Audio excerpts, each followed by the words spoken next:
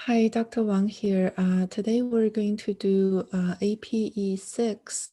So in APE 5, we have simulated the PCR reaction and generated two new APE files.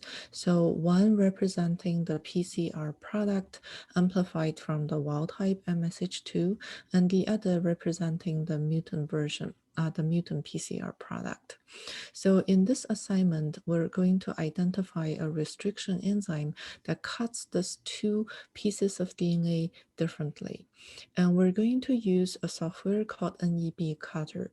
So what we can do is simply search for NEB Cutter. And it is right here.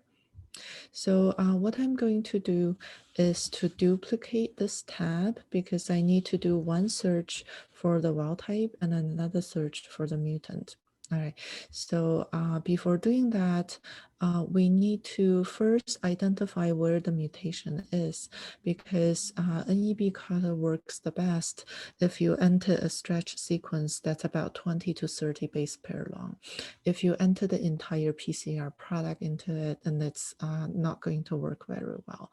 So first thing we're going to do is to go to tools, align two sequences, and then make sure that you align the PCR product from the wild type with the PCR product from the mutant.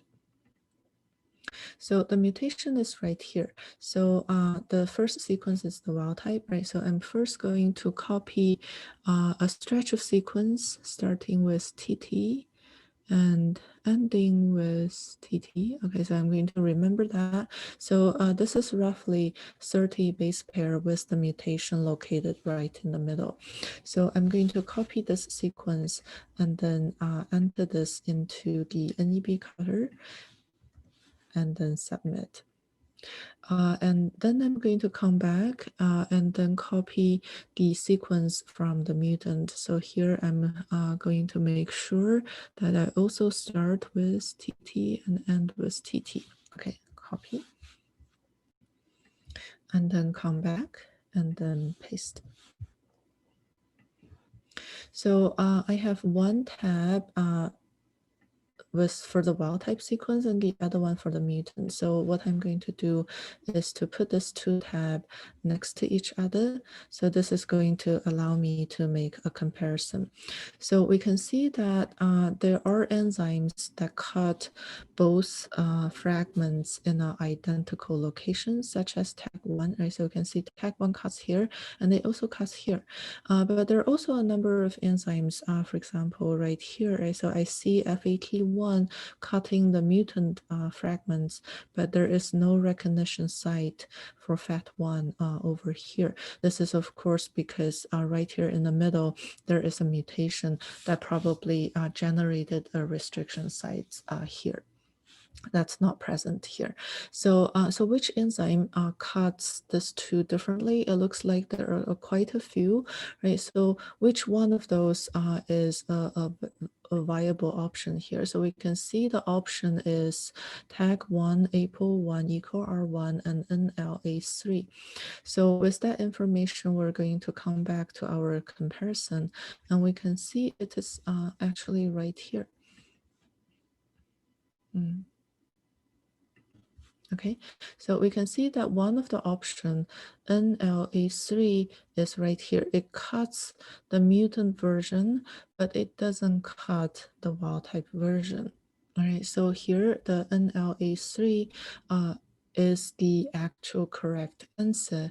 And so having shown you how to do this with NEB Cutter, I'm also going to show you another option to tackle this type of question. Right? So coming back to NEB, NEB has an enzyme selector. So I'm going to go to enzyme selector. And I have already highlighted the four options. Sorry, so APO, EcoR1, NLA3, and TAG1. So I have the four multiple choice options highlighted in here. So we can see for the mutant, it cuts APO1 cuts once, EcoR1 cuts once, NLA3 cuts once, right? So, and then I can switch to the wild type right here. So we can see that NL3 changed from 1 to 0. So it doesn't cut the wild type, right? So it doesn't cut, it's a 0 here, but if I switch to mutant, we can see that there is a cutting site. So this is another way to tackle this type of question. So I'm also going to continue, right? So we know that NLA3 cuts these two fragments differently. So how about let's generate a simulated gel image? So for that, you can simply go digest, right? So if we use this enzyme to digest the mutant version, the mutant PCR product, this is what the gel looks like. And the two fragments is 174 and 151. So you can also do this simulated digestion with uh, for the wild type, right? So I'm going to come back to the enzyme selector, and then this time I'm going to do this for the wild type, and then just to go digest. So right here we have the two simulated gel images. So this enzyme cuts the mutant PCR product once, generating two fragments, and it doesn't cut the wild type PCR product. So there's only a single band.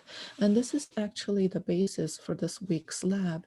Right? So we're going to first PCR amplify the fragment spanning the mutation, and then we're going to identify an enzyme that will allow us to distinguish the wild type from the mutant.